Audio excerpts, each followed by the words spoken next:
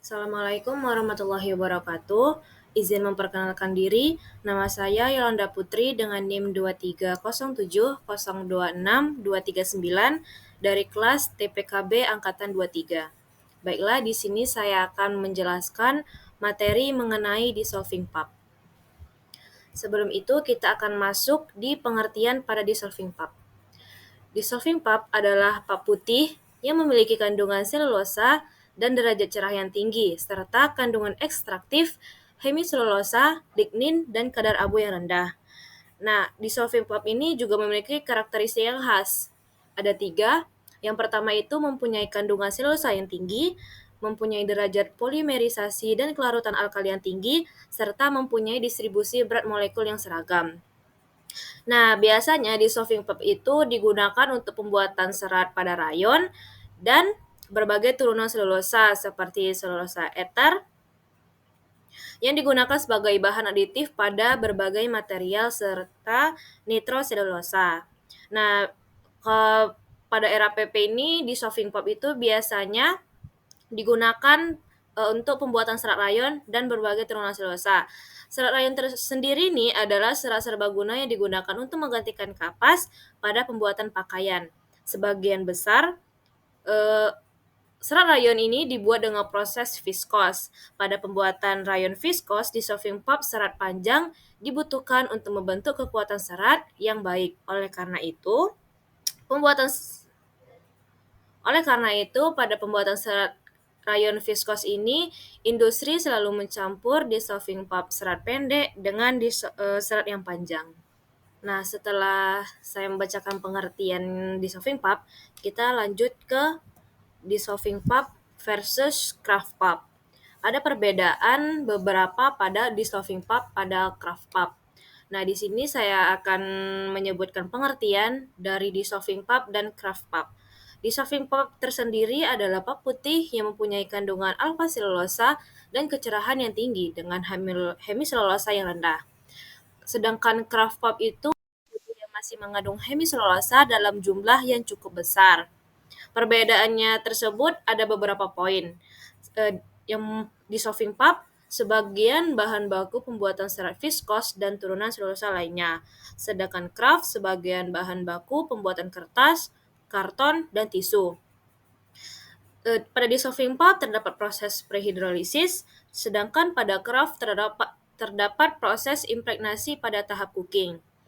Dissolving pulp memiliki yield 30-35%, sedangkan pada craft memiliki yield 40-45%.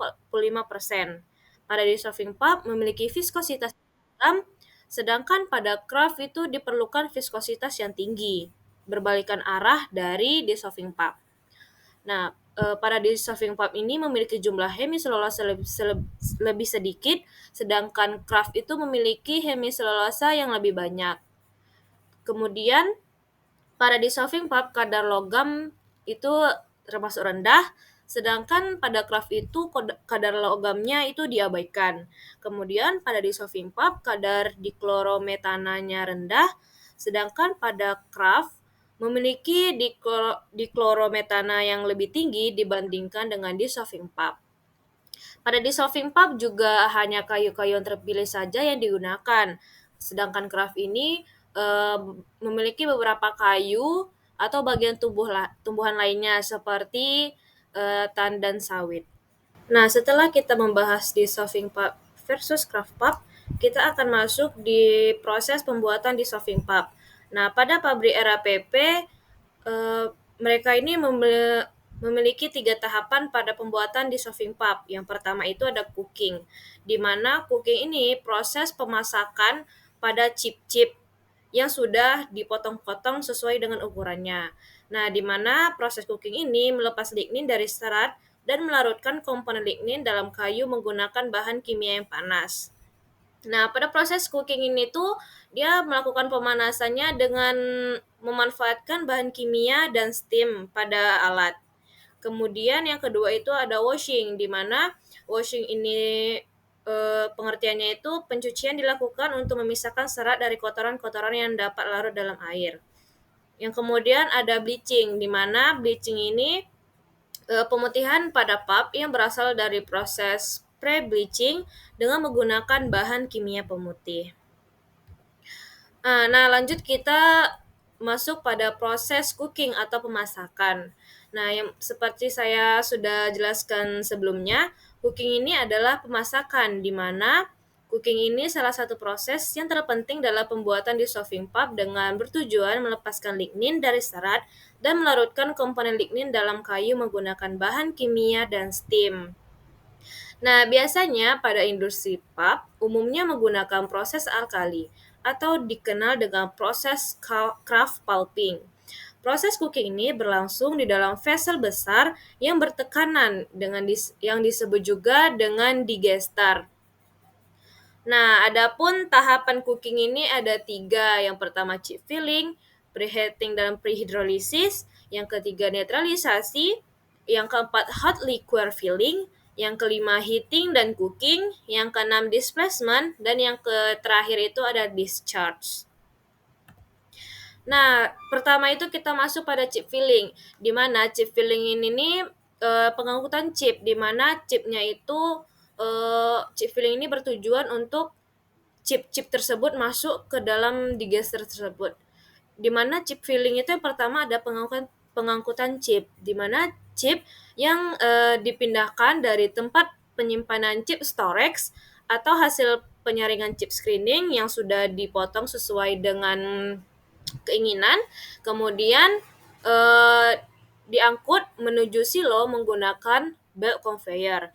Kemudian dari silo tersebut chip dipompa agar dia masuk ke dalam digester menggunakan screw conveyor. Kemudian sebelum chip tersebut dimasukkan, udara di dalam digester tersebut dihilangkan dengan cara dievakuasi menggunakan air evacuation fan melalui saringan sirkulasi. Nah, setelah chip tersebut masuk, kemudian uap dengan bertekanan rendah atau low pressure steam dengan suhu 165 derajat Celcius dan tekanan 3,2 bar itu dialirkan masuk ke dalam digester melalui steam packer. Setelah pada tahap chip filling, selanjutnya kita masuk pada tahap preheating dan prehydrolysis, di mana proses preheating sama prehydrolysis ini merupakan tahap awal dalam pengolahan serat kayu dengan memanaskan chip pada suhu yang tinggi dan dalam kondisi yang asam. Rantai hemiselulosa akan terpecah sehingga kandungannya pada pulp itu dapat berkurang. Nah, pada preheating ini dia melakukan suhu, di mana chip dipanaskan menggunakan uap bertekanan rendah untuk meningkatkan suhu awal yang bertujuan untuk memulai proses pemecahan rantai pada hemiselulosa. Yang kedua ini ada proses prehidrolisis, di mana suhunya tersebut dinaikkan lebih lanjut menggunakan uap bertekanan menengah hingga mencapai 173 derajat Celcius. Di mana pada suhu ini rantai-rantai karbon dalam hemiselulosa akan terputus, sehingga nilai P faktornya yang digunakan untuk mengukur laju pemecahan hemiselulosa semakin tinggi. Di mana semakin tinggi nilai P faktor, maka semakin cepat hemiselulosa tersebut akan terurai. Dan pada target pentosannya tersebut, kandungan petosan atau jumlah hemiselulosa dalam pulp setelah proses harus di bawah 3. Baik, selanjutnya kita akan membahas tahap ketiga, yaitu tahap netralisasi, di mana pada tahap netralisasi ini tahapan cooking yang berfungsi untuk menetralkan zat-zat asam organik yang keluar selama tahap preheating dan prehidrolisis dengan menggunakan wet liquor yang mempunyai pH 13 atau basa. Nah, di mana pada tahap netralisasi ini pengeluaran asam organik dari digester menuju akumulator 2 dengan degassing valve, di mana tujuannya itu yang pertama ada menghentikan reaksi prehidrolisis, yang kedua meningkatkan kadar alkali saat proses pemasakan pada chip, yang ketiga menetralkan pH dalam digester dengan menambahkan hot wet liquor melalui strainer di bagian tengah digester, dan yang keempat ada mengangkat air dan cairan asam yang ada dalam chip ke bagian atas pada digester. Selanjutnya ada tahap keempat, hot liquor filling, di mana hot liquor filling ini merupakan proses pengisian liquor panas ke dalam digester. Nah, pada tahap ini wet liquor dari proses netralisasi yang sebelumnya digantikan dengan liquor panas, digantikan dengan hot wet liquor dan hot black liquor.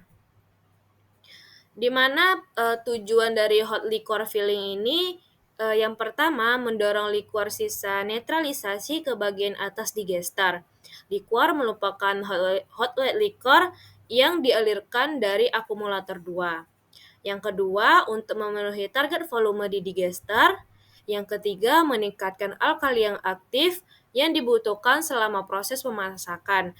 Dan yang terakhir, ada meningkatkan temperatur digester agar mendekati suhu pada proses pemasakan. Setelah membahas tahap 3 dan tahap 4, selanjutnya ada tahap 5 dan tahap 6. Yang tahap 5 di mana prosesnya tersebut heating dan cooking. Heating merupakan proses untuk menaikkan suhu yang sebelumnya itu masih rendah. Nah, pada heating tersebut baru dinaikkan untuk mendekati suhu pada pemasakan proses cooking, yaitu 158 derajat Celcius. Sedangkan cooking merupakan fase pemasakan dalam digester untuk melepas ikatan lignin dari serat, selulosa, dan hemiselulosa yang ada di dalam pap. Nah, pada proses cooking tersebut, H-faktor dijaga sekitar 278.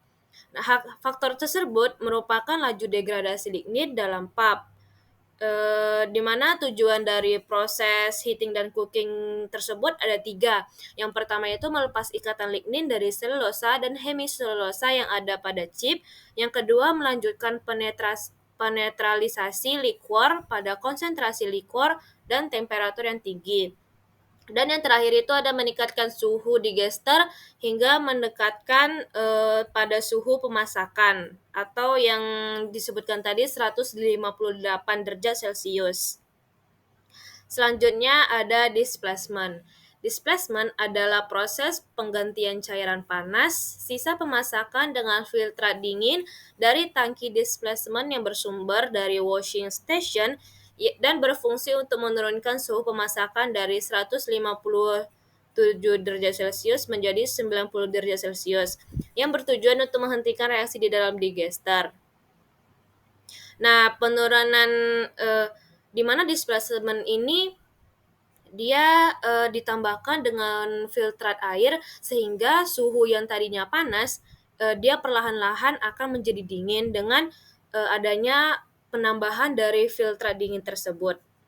Nah, kemudian masuk ke tahap terakhir pada proses cooking yaitu discharge, di mana discharge merupakan proses pengeluaran pap dari dalam digester dengan menggunakan dilusi sebanyak 375 sampai 380 meter kubik pada temperatur 80 sampai 90 derajat Celcius dengan tekanan 5 bar. Pada proses ini bertujuan untuk menjaga konsistensi pap sekitar 2,4 sampai 2,6% sehingga mempermudah pemompaan pap ke tahap pencucian serta mengurangi soda loss. Pap yang ditampung di tangki discharge dan selanjutnya dikirim ke proses pencucian. Setelah kita membahas tahap cooking, kita masuk pada tahap washing dan screening, di mana washing dan screening merupakan pencucian pap yang bertujuan untuk memisahkan serat kayu dari sisa-sisa bahan kimia pemasak yang berupa senyawa organik dan anorganik yang terlarut dalam air. Pembentukan larutan yang disebut black liquor. Pencucian dilakukan menggunakan air panas untuk meningkatkan efisiensi pemisahan. Pada proses washing dan screening itu terbagi dari 3 tahap. Yang pertama ada deknoting, yang kedua screening, yang ketiga delignifikasi oksigen. Pada delignifikasi oksigen juga terbagi lagi menjadi 2. Yang pertama pre-O2 sama oksigen delignification atau ODL dan post O2. Washing, pengertian dari washing ini Dia akan bertujuan untuk memisahkan serat kayu dari sisa bahan kimia. Nah, jadi pada proses cooking sebelumnya itu kan tadi ada penambahan zat kimia seperti white liquor, black liquor. Nah, bahan kimia yang dimasukkan tadi itu baru dibersihkan pada proses washing dengan menggunakan air yang panas untuk meningkatkan efisiensi pada proses pemisahannya. Setelah saya membacakan pengertian washing dan screening, baru kita masuk ke tahap pada washing dan screening. Yang pertama ada tahap deknoting, di mana deknoting ini tahapan setelah proses pemasakan atau cooking sebelumnya yang bertujuan untuk memisahkan material yang memiliki ukuran dan dimensi yang lebih besar daripada saringan. Pap yang lolos dari saringan disebut sebagai except yang selanjutnya dikirim ke sistem pencucian atau washing. Sedangkan kayu yang tidak lolos dari penyaringan disebut dengan reject. Reject merupakan serpihan kayu atau chip yang tidak matang dan disebut dengan knot. Nah, makanya itu the knot ini merupakan sisa-sisa atau reject yang dimana proses dari reject tersebut akan di recycle kembali sehingga akan meminimalkan kayu yang digunakan. Selanjutnya itu ada screening, di mana screening ini memisahkan kotoran-kotoran berdasarkan berat dan dimensi yang lebih besar daripada serat atau fiber. Proses screening juga secara selektif memindahkan zat-zat terlarut dari pap. Material yang dipisahkan dari pap adalah safest atau bundelan dari 2 atau lebih serat, dirt atau kotoran, logam atau pelat, besi, dan plastik. Kemudian kita masuk pada tahap selanjutnya yaitu delignification atau ODL, di mana ODL proses lanjutan dari tahap washing dan screening yang bertujuan untuk menurunkan kadar lignin di dalam pap sebelum dilakukannya proses bleaching atau proses pemutihan. Bahan kimia aktif yang digunakan pada proses ODL yaitu gas oksigen dan white liquor atau NaOH, Na2S, dan NaCl3. Proses ODL dibagi menjadi 2 tahap. Yang pertama ada pre-O2. Nah, pada tahap pre-O2 merupakan proses pencucian pap lanjutan yang dilakukan sebelum proses ODL, di mana tujuan dilakukannya pre-O2 untuk mengurangi soda loss dan mengurangi kebutuhan bahan kimia yang diperlukan saat proses ODL, di mana proses pencucian dilakukan dengan menggunakan wash press. Selanjutnya ada oxygen delignification dan post O2, yaitu proses ODL merupakan tahapan yang bertujuan untuk menurunkan kadar lignin yang ada dalam pap sebelum memasuki tahapan bleaching. Pada tahap ini ada 2 reaktor yang digunakan. Reaktor yang pertama berfungsi sebagai tempat berlangsungnya proses delignification untuk menghilangkan sebagian sisa lignin dari proses pemasakan dan mengurangi bilangan kapas sampai mendekatkan pada target. Sedangkan reaktor yang kedua berfungsi sebagai finishing proses ODL dengan penambahan steam dan oksigen saja. Penambahan oksigen pada reaktor kedua bertujuan untuk mencapai target viskositas dan pengurangan lignin lanjutan untuk mendapatkan target bilangan kappa yang diinginkan. Setelah kita membahas tahap washing dan screening, kita masuk pada tahap bleaching. Nah, adapun pengertian dari proses bleaching ini yaitu pemutihan pada pap yang berasal dari proses pre-bleaching dengan menggunakan bahan kimia pemutih seperti ClO2, O2, O3, dan H2O2 hingga pap berwarna putih dengan tingkat kecerahan yang diinginkan.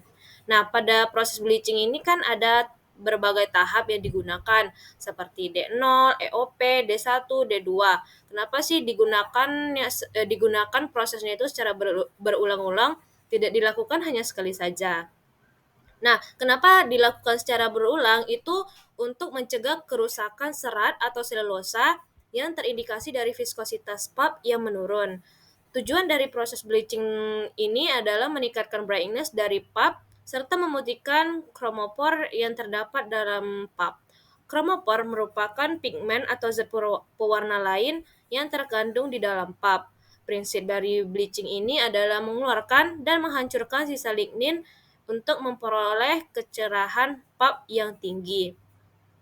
Proses bleaching ini memiliki beberapa urutan atau beberapa step yang berbeda tergantung dari derajat kecerahan yang diinginkan. Setiap tahapan juga menggunakan bahan kimia yang berbeda. Nah, ini bahan kimia yang digunakan pada proses pemutihan pulp. Ada gas klorin, ada NaOH, ada ClO2, ada NaClO atau CaClO2, ada O2, ada H2O2, O3, EDTA, sama enzim. Nah, yang di tengah ini tuh kode dari bahan kimia yang digunakan. Selanjutnya ada tahapan pada bleaching. Yang pertama itu ada proses D0, di mana proses D0 ini tahap pertama dari proses pemutihan yang menggunakan chlorine dioxide atau ClO2. Chlorine dioxide yaitu bahan kimia jenis ECF atau elemental chlorine free, yang mana senyawa ini lebih ramah lingkungan dibandingkan dengan ClO2 secara langsung. Proses D0 ini bertujuan untuk mendegradasi dan memisahkan struktur lignin yang terdapat dalam pulp, serta menaikkan kecerahan. Pada tahap D0 ini, reaksi yang terjadi dalam suasana asam, karena kayu umumnya membentuk pH asam ketika direaksikan dengan ClO2. Selanjutnya ada proses EOP, Extraction with Oxygen and Peroxide. Reaksi ekstraksi dan oksidasi yang tujuannya untuk melarutkan dan mengoksidasi lignin dan resin yang dipisahkan. Tahapan ini bahan kimia yang digunakan adalah NaOH sebagai ekstraksi dan oksigen sebagai oksidasi, serta hidrogen peroksida atau H2O2 sebagai zat pemutih pada pulp.